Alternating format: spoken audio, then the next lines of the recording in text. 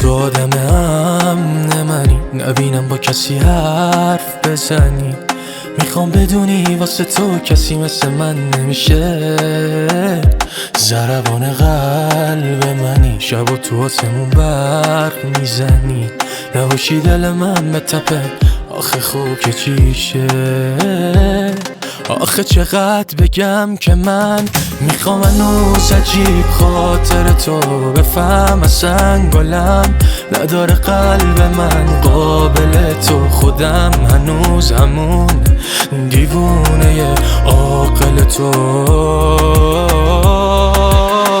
خیلی بیشتر از اون که فکر کنی، تو فکرمی، تو عشقمی. من دوست دارم خیلی بیشتر از اون که حس کنی، تو اسمی، کنار اسممی. از این دنیای بغل تو رو دارم.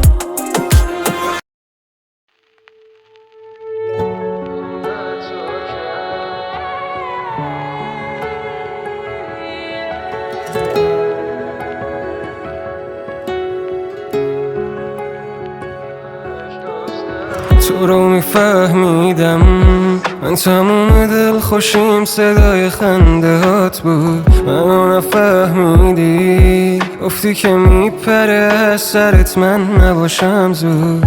الان دورم پره ولی چیزی ندارم به هیچکی انگار. تو رو دوست دارم با اینکه حسی ندیدم از سمت تو یک بار. لابد دوست دارم که الان قفل صفم تصویر چشاته. قشنگترین نفس برا من نفس کشیدن عطر موهاته.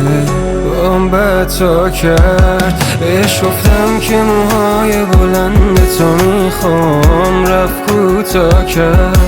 حتی موهای کوتاهشم بیشتر قبلش اونو زیبا کرد. همین دیوونه بازیاش بدجوری اونو تو دلم جا کرد. من میدونم که نمیشه تا شبیهش یکی پیدا کرد.